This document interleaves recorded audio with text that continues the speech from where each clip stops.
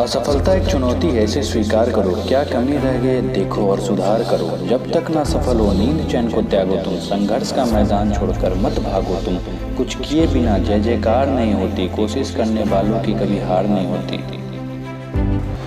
दोस्तों, ये कहानी एक आदित्य नाम के लड़के की, जो अपने घर का बहुत ही आज्ञाकारी और मेहनती लड़का था। आदित्य हमेशा अपने परिवार की आज्ञा का पालन करता था। पढ़ाई में भी वो बहुत अच्छा था। वो अपने क्लास का टॉपर लड़का था, जो अपने क्लास में अक्सर टॉप किया करता था। कुछ दिनों पहले ही आदित्य की स्कूल की पढ़ाई समाप्त हो गई थी। आदित्य ने अब कॉलेज में प्रवेश लिया अपने आगे की पढ़ाई के लिए। उसके बाद वो हर दिन कॉलेज जाने लगा। अपनी कॉलेज की भी पढ़ाई मन लगाकर करने लगा। लेकिन कुछ दिनों बाद उसका स्वभाव कुछ बदला बदला सा प्रतीत होने लगा। उसकी हरकतें बदल गई, उसका विचार बदल गया। उसका मन अब पढ़ाई में भी नहीं लगता था। उसके परिवार वालों को उसकी हरकतें अच्छी नहीं लगने लगी।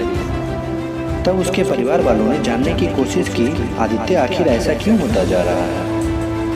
तब उन्हें पता चला कि आदित्य के कॉलेज में आदित्य के कुछ ऐसे दोस्त बन गए हैं जो नशे के आदी हैं, जो धूम्रपान करते हैं, जो सिनेमा घरों के आदी हैं। ऐसे संगत में पढ़कर वो बिगड़ता जा रहा था और इसी कारण से उसका स्वभाव दिन प्रतिदिन चेंज होता जा रहा था। तो एक दिन घर वालों ने आदित्य को समझाने की कोशिश की। परिवार वालों ने आदित्य से कहा, आदित्य आजकल तुम्हारी हरकतें बदल सी गई है। तुम अपना मन पढ़ाई में लगाओ। तुम्हारे जितने भी फालतू दोस्त हैं इनका साथ छोड़ दो।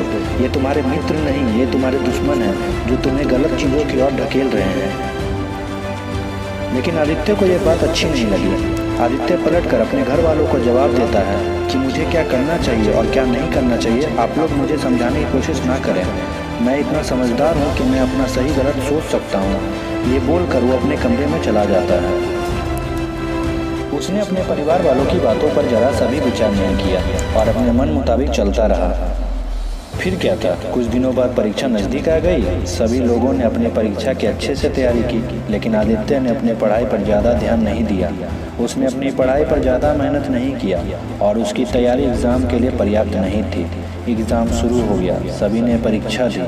कुछ दिनों बाद रिजल्ट आया। अब रिजल्ट क्या था, आदित्य जो कि एक टॉपर लड़का था, जो कि अपने क्लास में एक समय टॉपर हुआ करता था, वो एक सब्जेक्ट में फेल हो गया था। ये रिजल्ट उसके लिए किसी जोरदार झटके से कम नहीं था। अब वो काफ़ी निराश रहने लगा। जितने भी साथी थे वे सब दूर हो गए, सब अपने अपने काम में व्यस्त हो गए। लेकिन आदित्य ना तो अपने घर से बाहर निकलता और ना ही उसका मन किसी काम में लगता। वो पूरी तरह से निराशा में डूब चुका था। उसके दादाजी ये सब देख रहे थे। दादाजी से उसकी निराशा देखी नहीं जा रही थी।